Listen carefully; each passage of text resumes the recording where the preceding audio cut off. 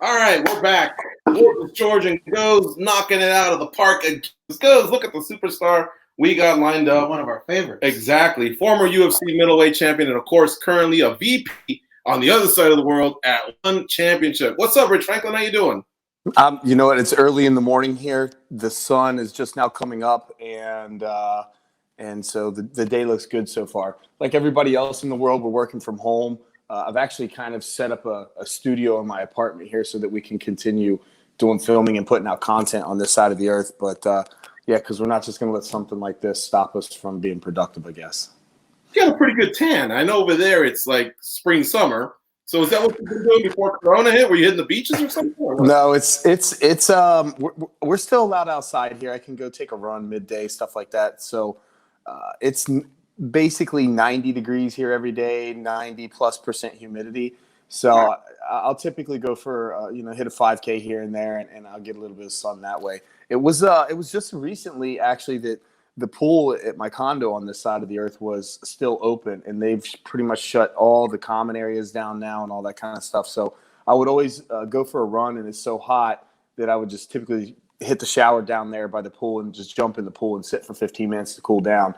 So I guess I'm getting plenty of sun, and I'm looking nice and tan. So you don't miss those winter Cincinnati runs you used to do? I'll tell you, I don't miss running in the cold weather, but I do miss the seasons for sure. Every day is the same here. You have a little bit of a rainy season, but really it just looks the same every day. And the passage of time seems to you can't remember when growing up in a area where there's four seasons. You can say, "Oh, I remember we did that in the winter of like 2015 or whatever." But here, the year just looks the same all year. So there's no reference of time really as it begins to pass. And so I miss things. I miss it's springtime right now, so there's a lot of rain and stuff like that, and the flowers are probably starting to bloom in Cincinnati and all that kind of stuff. And I miss the falls when you have the beautiful colors as the trees start changing and the leaves. So ultimately, I know that fall leads to the winter time when it's going to be cold and you have to do that road work. But that's one aspect of being in the cold weather I definitely don't miss. exactly. Running in the cold and those ice baths with George Gergel. When you're having a miserable day in Singapore and lounging in the pool 90 degrees. Yeah, well, you know what? I always tell myself this so that I can maintain a good attitude of gratitude with that kind of stuff. Every time I have to get up and do road work in the morning, I always tell myself, the only thing worse than running in cold weather is not having the ability to be able to run. So I always say, thank God I can run. Yeah. All right. So you mentioned the studio, and I saw that on Twitter. I guess Franklin Talking recently dropped. And good job on that. What made you do that? Was that a push from One Championship, or is that something you initiated? No, I've been running the One Warrior Series program for some time now. And my team and I, it's a lot of strain because initially we were putting out so many episodes and it was so much time on the road. And we've reduced the number of episodes because I just can't keep up with the travel. We're putting out so many episodes a year. We're doing 6 live events and recruiting a ton of athletes. This year we were planning on doing 4 tryouts. Of course, that's before all of this world pandemic hit and everybody's kind of been quarantined and whatnot. And so in order to kind of fill the gap, my team and I were sitting around thinking, fortunately for us, we were actually ahead of the curve. We're thinking, what else can we do? Like, what other kind of content can we put out? Because I can only be on the road so much. So we come up with this idea of just doing a podcast, and really it's more of a variety podcast, but we'll stick to the things that are related to the industry that I'm in, more or less, things that are fitness, nutrition, lifestyle, motivational, stuff like that, all related. And so we had been working on this for some time. And we were just having difficulty with launching the talk show podcast because we were planning on 4 tryouts. And so we had our first tryout planned for Osaka in Japan earlier this year, back in March, the beginning of March. And then, of course, that was about the time that all this stuff started to break out. We had to cancel the tryouts, but we were still at that time planning on making the jump to travel over to Brazil for another set of tryouts and do our recording there for the One Warrior Series. not only Brazil, but we were also coming to the West Coast in the U.S., like LA, San Diego area. And we had canceled Japan at the time because the number of breakouts that were in Japan were kind of high, and it was a risk area. And that was before everything has pretty much now shut down and locked down in its current situation. But as everything started to develop with this, it just gave us the opportunity to focus on this new product that we wanted to launch. So for us, in essence, people are always like, what's the silver lining here? That kind of stuff. I always just say, this has given us the ability to focus on a new product. So for us, instead of being stuck and not productive, our team was able to just kind of redirect a little bit and then choose a new course. And of course, with the inability to travel, and for who knows how long this is actually going to last, where we're not going to have the ability to widespread travel as easily as we were able to before, this gives us a different way to put out some content. So the launch of this it came at a great time. The timing of it was great for us. And the initial guest that I had on the show was Brian Kane. He was a mental performance coach that I used to work with when we were competing, and a good friend of mine. Mm-hmm. And I know it's you're barely dabbling, barely dipping your toe, but so far, did you like it? Like, what do you think so far? You just prepping for your show, executing the show, putting it out, and then seeing a reaction. Yeah, it's interesting. I had a really good time doing it. It's even when you have somebody on the show that a friend, you still have to spend time researching. And this is a new role for me. I've done some commentating for shows before. I've done some analyst work. Being a host of a travel show where you're in front of a camera and you're actually walking around doing things is different. And I'll say, before I did this, I thought that it would be the same as, for example, like being a guest on a podcast as hosting a podcast. Two completely different things. So I'm sure there's going to be some learning curve for me, and like any other craft, as I do it more and more, I'll get better at it. But I had a really good time. I think when we did the first episode, I didn't realize how quickly time was going to pass by, and so I'll have to make adjustments on that and make sure that I keep my conversations very focused in the future. All right, Goze, what do you have for Rich Franklin? Rich, now there is a generation of people, you've been doing this a long time, that remember you as Rich Franklin, the fighter. And then there's this new generation that knows you as Rich Franklin, won championship. And they haven't seen those fights from back in the day. Have you ever had difficulty doing that transition, kind of bouncing back and forth between one generation of fighters and fans that know you for one thing and then another that know you for a different thing? No, I think when you run into fans, the fans are hardcore fans. Well, the reality is I haven't actually competed live for a number of years now. And so when I run into somebody who actually recognizes me, I'm like, oh wow, you're a true fan to recognize me 7-8 years, something like that. Yeah, after competition. Yeah. But no, it's for me.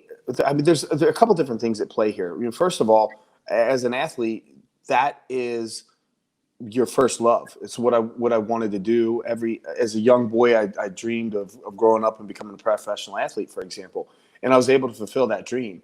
And when you get to an age where you can't compete at a top level anymore, or at least consistently at a top level, and you have to look at doing something else, you have to remember that second thing you're doing, at least at the time, is not your first draft pick, so to speak. It's your second love. And that's a difficult adjustment at first for a lot of people. Fortunately for me, I was able to secure a good career in the same industry, working for One Championship. Obviously, I mean, a lot of people know that I'm a VP for One, but within the umbrella of One Championship, we created the One Warrior Series brand, and I run that project. I'm the CEO of that particular company here in Singapore. So, the beautiful thing about it is that I have pretty much full creative control of what I want to do, where I want to go, the athletes I'm recruiting, the cards that I put together with my matchmaker, and I work extensively with my team. And the way that I run my team is kind of like a Knights at the Round Table, like everybody has their say and whatnot with the team, because I believe that everybody's voice, like everybody has something to contribute on the team. And it's been a beautiful thing because I've taken that product specifically and treated it like my martial arts career. Every day I sit and think of how can I make the content that I'm putting out better? How can I make myself a better host for a travel show? And I treat it all the same. It's the refinement process that I really really, I guess, miss about competition. And so I've applied that to my role as an executive. And that's what really keeps me motivated. So, initially the transition was difficult, but once you take a different look, like you look at something from a different angle and take the same kind of approach to it that you did something else, you realize it almost in a different kind of way feeds those competitive juices that I felt as an athlete. When you think about the different cultures, that we have here in America and then over there in Asia, I'm sure there's a lot of differences and a lot of similarities. Whoa, yeah, that's an understatement. If you could take one, let's just say from out there in Singapore, out in Asia, and transfer it over to the way people do martial arts in the United States or even run businesses, and then one from America over there, which aspects of those cultures would you bring? Well, the moment that you start naming things like that, then it begins to like there's everything is kind of like your greatest strength also becomes your Achilles heel. For example, in Western culture, people are very independent thinkers, and that's a good thing because you see a lot of problem solving on the one hand happening, but similarly, like with what's going on with the containment of the virus, you'll have difficulty, for example, in the States because people are independent thinkers and they're going to kind of do what they want to do in essence. And so that can have both benefits and drawbacks from a business perspective. On this side of the planet, when Singapore announced each step of the process that they're doing with this, it's a lockdown, they call it a circuit breaker here. When they say this is what we're going to do, everybody falls in line and they do it. And it's almost like a military unit, the way that it works. The people here, you're given your marching orders and you go and do your marching orders. And this is, anytime a business, a team, a sporting team or anything like that, or even a country for that matter, is going to be successful, everybody kind of has to be on the same page. And whether you agree or disagree, particularly in the military, when the commanding officer gives orders, you have to fall in line and adhere to the marching orders that you've been given. And so culturally, that's one thing that you really see on this side of the planet is that people are in unison over here, and it works to the benefit in some cases. But in other cases, occasionally you need people to step outside and say, hey, wait a minute, let me think about this from a different perspective. Not necessarily go against any kind of marching orders that they've been given, but just kind of think a bit more independently and take risks, so to speak. Mm-hmm. And with the pandemic that's going on here all over the world, you see the leaders of different nations getting together and sharing information, that sort of stuff.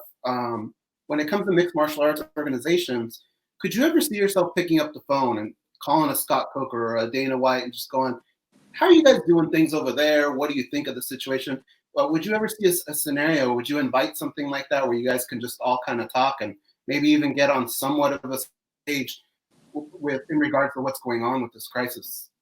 So I'm always open to discussions. I think that a discussion like that obviously would be for our CEO, Chatri Sitotong, to do. But, I'm always for collaborating and sharing ideas and stuff like that. I believe that, I believe that when you're relating this back to the virus, what you said, for example, the only way that this thing would ever really, truly, effectively get contained is by each country sharing what it is that they're doing effectively with other countries, and then these other countries can implement certain things. So, I'm always a fan of collaborating when it comes to that kind of stuff. Let's talk about your baby, the Warrior series. For those that think, there's a lot of people, honestly, Rich, that think one championship started when Eddie and Demetrius and Misha came over, a couple years ago. Mm-hmm. But talk to us about some of the gems that you feel like with your sharp eye, you were able to pull, through all these travels and scouting. Yeah, look, I'm all over the place. The last trip that was it? No, we were actually in the Philippines the last time. So, but last December I went to Pakistan. I never pictured myself ever being in Pakistan in my life.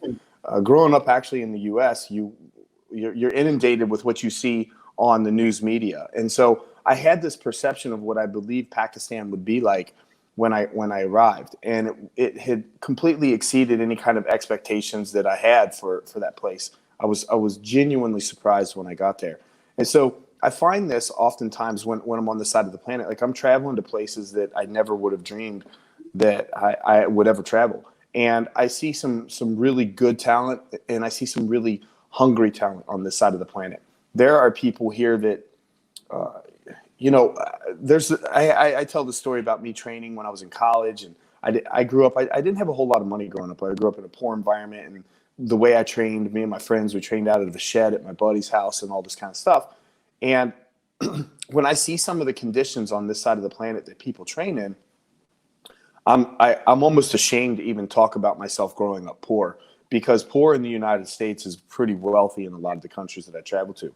I was in Myanmar and worked out with a group of guys who were practicing Lethwei, which is a local martial art indigenous to Myanmar. If you've never seen it before, you should hop on YouTube and look up Lethwei so that you can see what it's about. But right?